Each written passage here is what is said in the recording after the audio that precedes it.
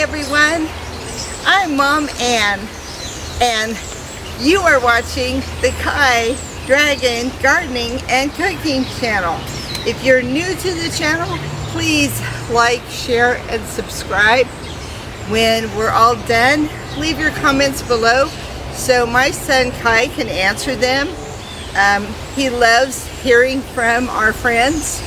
We need you, and we hope that you're going to keep sowing and growing with us, and that we're all going to learn from each other. So any experiences you may have, we love to hear about them.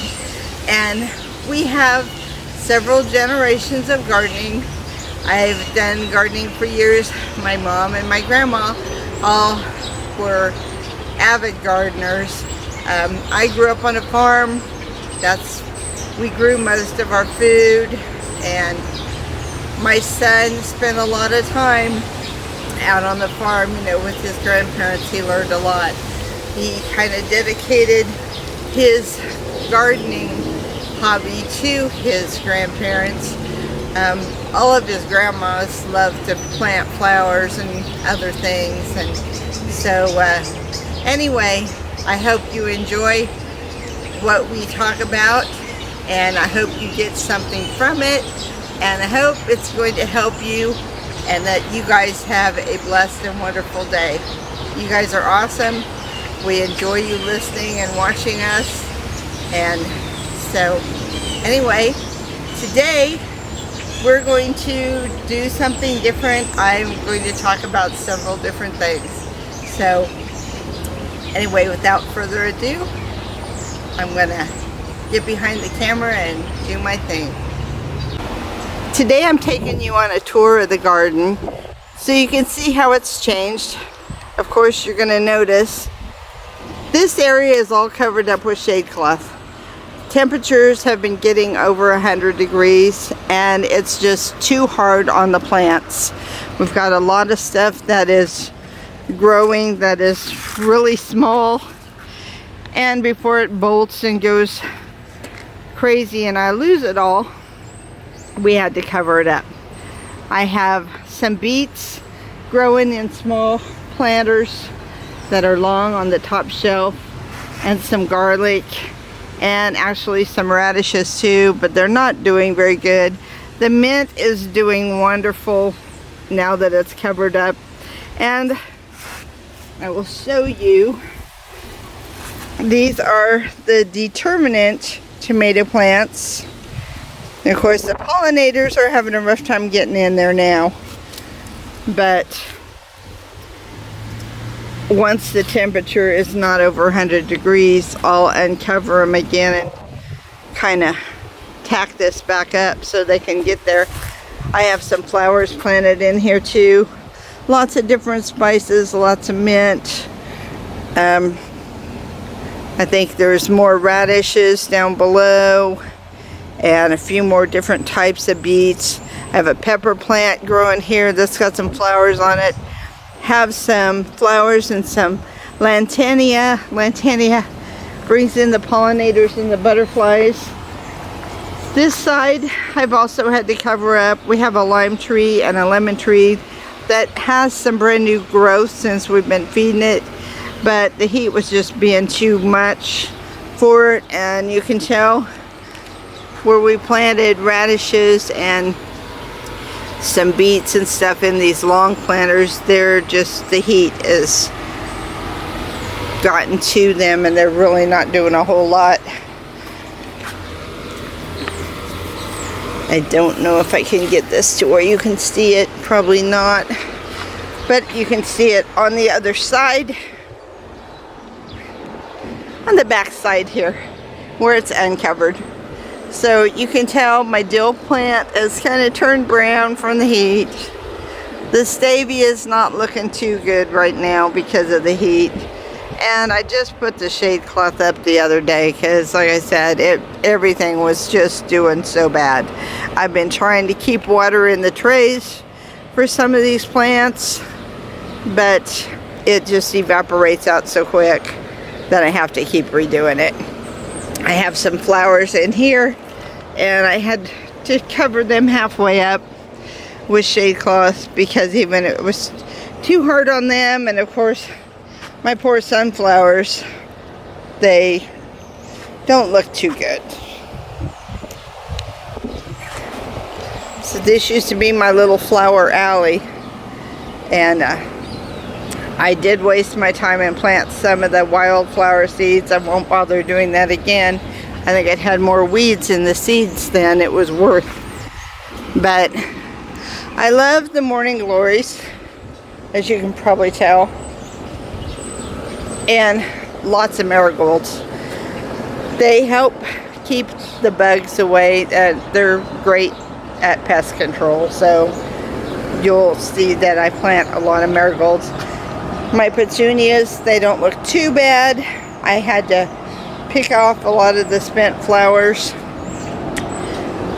These are trying to come back to life. They got sun scorched. And my geraniums, well, I'm hoping they're still gonna come back out of their heat depression. Has not been good on them. But this is my little flower area, and just our little picnic area where we can sit down. And I had bachelor buttons in there, and they've all went to seed now, so I have a pile that I gotta pick seeds off of. I have 3 lilac bushes that I planted 3 years ago, and they are so stunted in growth. They just don't do very good. This is my little bird feeding area. I have found that when I actually feed the birds and keep them fed and watered and stuff, they stay out of the garden, and that's a plus for us because the garden is on the back side of the flowers. So these flowers here are really great for bringing in the hummingbird and the hummingbird moths, so as well as the trumpet vine. This angelonia, I love this stuff.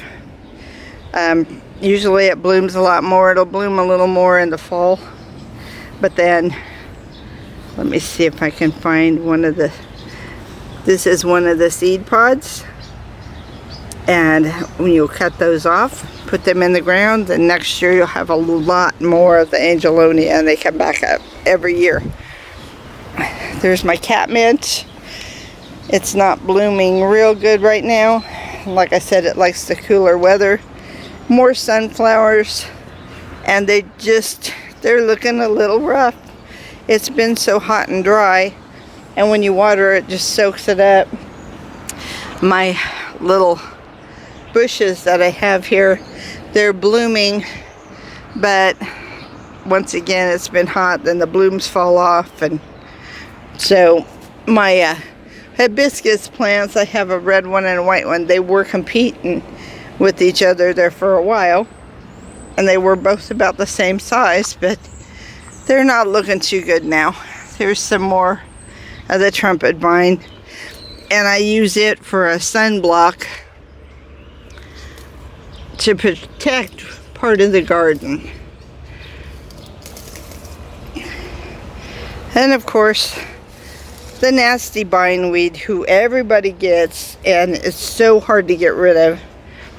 It likes to wrap around your plants and choke them out. Seems like I am constantly pulling it. I have tried every kind of natural thing and also insecticides, but it's hard to get rid of it. The grapevines I've had to cover. Had to get rid of the birdies. You know, I love the birdies, but I don't want them eating all the grapes, so we had to put some netting up. And the tomatoes are doing a lot better since they have all been trimmed up. There's still a lot more trimming to do on them, but this one here is trying to get away from me. I'm going to have to restake it up. Same way with this little guy. It's attaching itself to the okra. Got a lot of okra planted in this bed. Here's one. He has harvested quite a few of them already. And there's a big tomato that needs picked. You want to pick them again when they're orange, not red. They'll continue to ripen. So it's better to pick them when they're like this.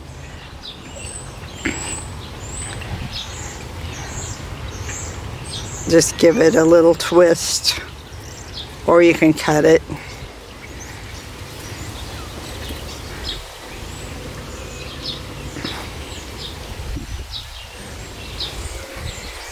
Here's more of our pepper plants. You can see some of them are starting to flower. Here's one that's starting to grow. Hopefully it's going to do something and not be too hot. The shade cloth does not come over far enough, but pepper plants are known to like the heat, so they have filtered shade with the trees. I have a cucumber plant here that I really don't remember which one it was, and it kind of got planted in with some tomato plants, not on purpose, but by mistake. And you get back over here, and they're starting to get some more flowers on them. So the thing you want to remember about your tomato plants, if you don't keep them trimmed up, especially when you have aphids and other things going on, or they get too hot and the leaves start wilting up, your plants shut down on you, and then they want to stop production and they want to stop doing everything altogether. Once you get them trimmed up to where you can see down at the bottom, then they'll start doing a lot better, especially when the weather's a lot cooler. So we should get quite a few more tomatoes.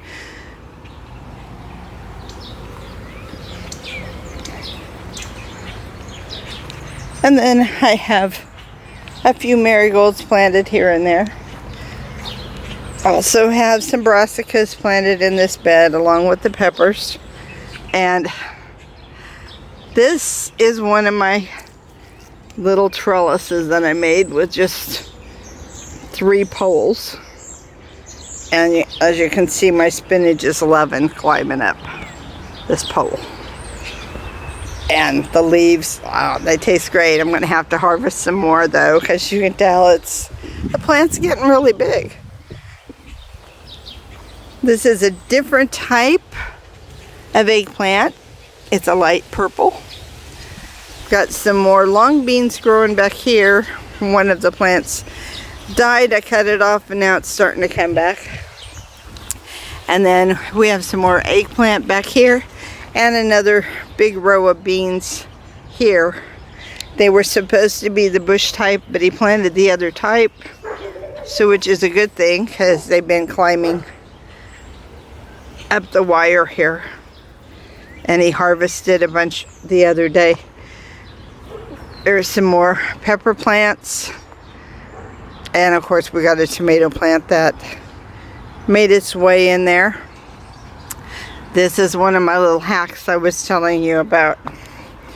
If you take a soda bottle, and this is a great idea. It's hard to hold the camera though and do this. There you go. Anyway, you notice I put this towards the bottom of this plant here because I want to get the roots watered really good. So stake it there. You put your hose there to water. It's going to make sure your roots are getting watered really good. And then I just cover it up. If I know it's going to rain, I'll uncover it. Anyway, that's one of the neat little garden hacks. So if you do save your soda pop bottles or even plastic milk jugs, any of those, the same principle is going to work. Just cut it and put it down at the base of the plant. It'll work on your pepper plants. There's more pepper bed alley here. More tomatoes. planted some tomatillas.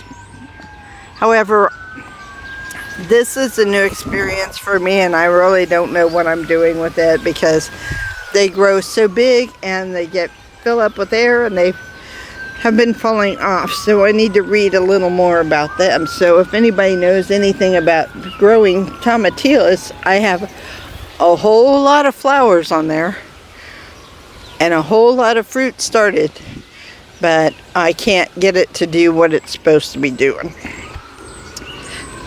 These are raspberries and blackberries, kind of a mixture in here.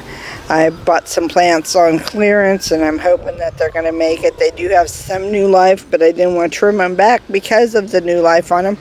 So I'm just going to let them go, and then I'll trim them back in the fall if I have to. But they will get you because they are not thornless. So if you get too close to them, they will attach to your clothes and sometimes your fingers, and it doesn't feel too good. Here's pepper plants that are growing in a pot, and they are actually doing quite well. And these 4 little plants have been awesome producers, so they really like growing here in this pot. I really don't remember what I did different with the soil, if anything, but they're loving it and I'm loving them. There's one of my stacking planters, and it's full of strawberries. Here's where I've planted my carrots. I also have a eggplant planted, 1 pepper plant, and then 2 lemon boy tomato plants are also in there. They kind of got forgotten about, so they're in there now. We're hoping this little blue bush is going to make it. And here's another one of the trellises that I made with just 3 poles. And it works great for your climbing and finding plants. I put it there to help stake up this little blue flower bush. And like I said, we're hoping it'll snap out of it. I think it's still in a little bit of shock. Here's some more cucumber plant, or not cucumber, but cantaloupe plants. Got a resting spot here for pollinators. And I've got some spices growing in there in the stacky with the strawberries. More tomatoes back there, and we're going to be planting beans also in there now that I got the trellis in there too. I had squash in there, and the vine borers got it, so we'll be starting over. That's why you got to do a lot of succession planting, especially with squash, because you never know when those little boogers are going to come along and wipe you out. Got a couple little flower beds here to help bring in the pollinators, and around it is blueberry plants. I have 4 of them. This one little one down here is not really doing too good, so next year I might have to replace it. And then I have some honeysuckle growing here and another plant, so hoping it's going to do well. And this bed has some beans in it and some more squash, pepper plant, marigolds. And I also read where if you plant yellow zinnias next to your squash plants, it helps to trick those vine borers. So I'm hoping that it's going to work. We're going to see. It's a new experiment. So there's one of my pepper plants, and it's got 1 little baby pepper on it right now.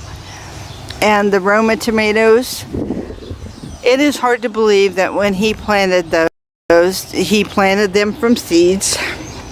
Had them under the grow light and stuff, and we brought them outdoors to plant them when they were only about 2 inches long. I mean, they were little tiny things. I didn't know if they were going to make it, but they didn't look very good under the grow light, and I said, let's just risk it, get them outside and see what they do. And they took off, and so of course we trimmed them up, got the bad leaves off, got it to where we could see what we were watering and feeding on the bottom, and have some beet plants in there. And of course these nasty, nasty mushrooms. That means your ground is real fertile and everything, but when you get those, dig them out by the roots. I tried the baking soda trick. You really don't want to do that though, because what ends up happening is, I found out, it messes up your soil and then nothing wants to grow there. So that was not a win-win situation for me. These grow bags is a new thing for me, but this is Melon Alley. And as you see here, there's a pole there and a wire attached. And we are going to have these growing up. So we're going to do some vertical gardening with them once they get a little bigger and we can start attaching them. Had to put a light up, of course, so we could see back here at night. It gets really super dark and I didn't want to be attacked by anything. More marigolds and zinnias. Some more beets. There's a pollinator flying around. And I'm allergic, so I kind of stay away from them. Some more beets in there. There was a few radishes in there. Some of them had bolted. The ones that I did pick and eat, they were pretty good. Then of course we put red mulch down all over, trying to make it pretty. Got some little wind art things going here, and it looks really neat on a windy day when they're all going. And this strawberry bed was completely wiped out at the beginning of the year. I mean, last fall was horrible on it. The winter killed everything off in the bed. I think he might have had one plant. And so we started over, found a bunch of strawberries that had a lot of runners, and went from there, got them in the ground, and the strawberries have been small, but they have been very sweet and very good. I've been very pleased. And also got some strawberries growing in the stackers. And so far they're doing pretty good.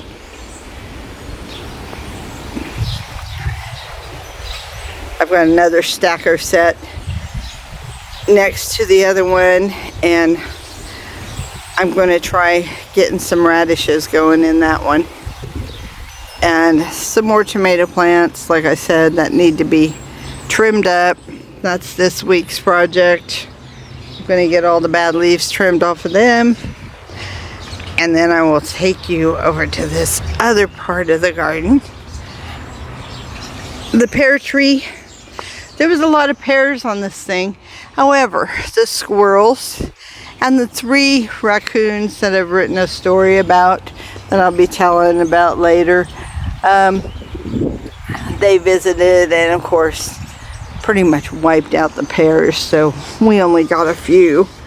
And they were really sweet, and they were bigger this year than normal, which was a good thing. But as you can see, I like the wind chimes, and it kind of decorated the tree. So I go to garage sales and flea markets and different things, and I find stuff that I can turn into something really cool. So here's a wind chime that I made. And of course, I put peanuts in that for the birdies. I love this one. It lights up at night, changes color. The little hummingbirds. This is my butterfly wind chime that I have redone. And I made it a little bit long.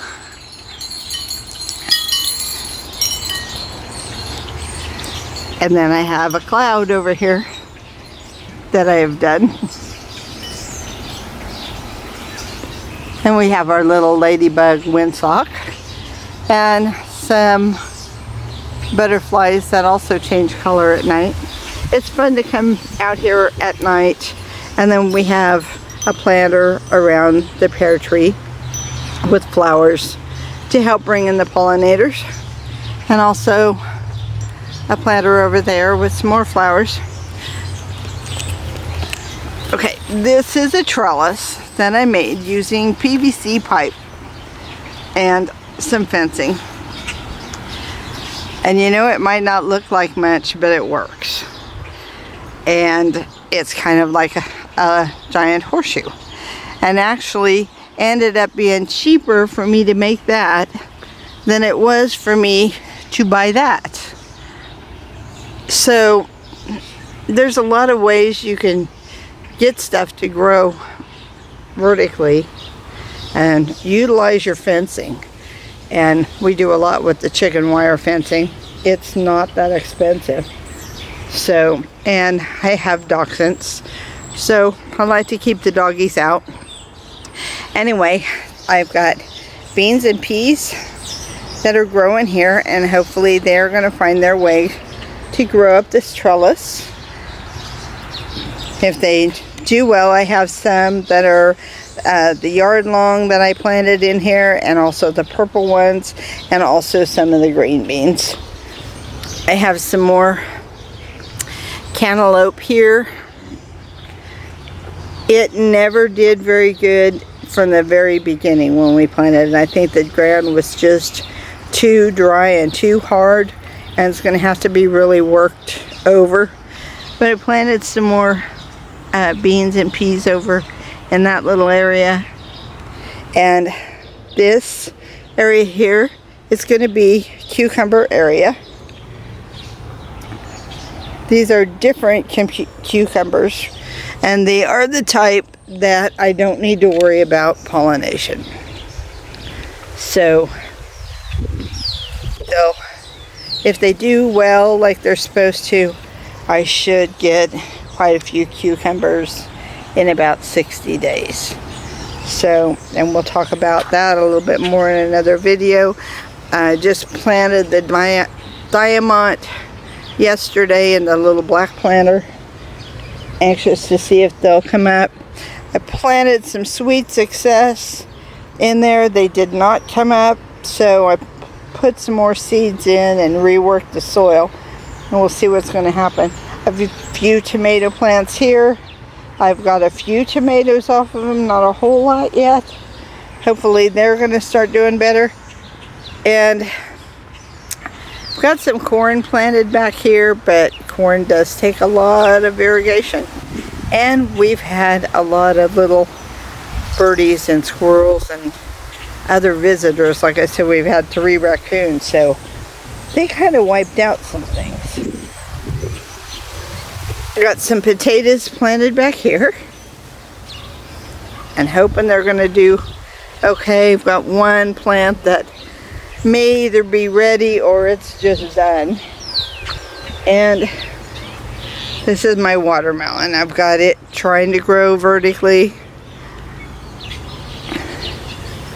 As you can see, here's a couple. Here's one that's not going to do anything that I might as well pick and get it off the plant. Hold on.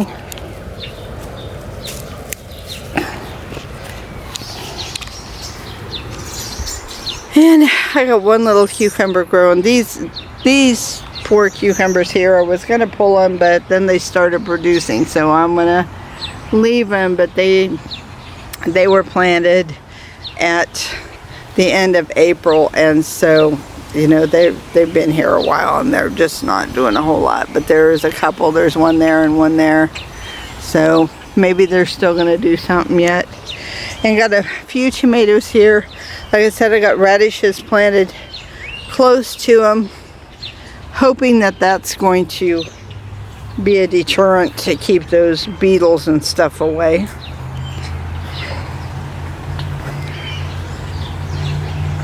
Here's a better shot of the pear tree with all the little things on it. It's peaceful out here at night. We've got a little picnic area. come out here and have a soda or a beer or whatever we want. But it's just a nice little area to come back and sit.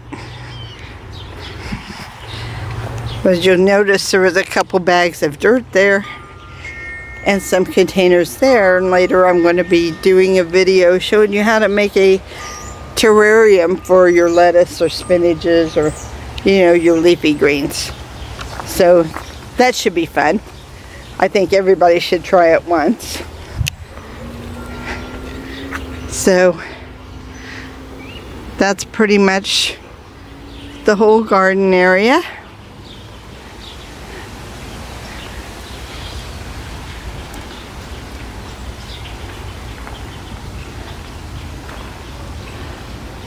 Well, looky there. Just a couple days. They just needed a good trimming and some food. These are going to get picked today. And peppers, I don't know if you know, when you go buying them in the store, it's like every pepper I pick, I tell myself that's $1. So yeah, I'm excited about that. Yay. Got another little one here. You can tell. Feeding your plants, I'm telling you, it is a must. Every couple weeks, make sure you're giving them a good feeding. And it's going to help them. They need to eat just like we do. Anyway, hope you enjoyed the little tour. Now the wind's finally making the little windmills go around, and it is kind of cool when they're all going.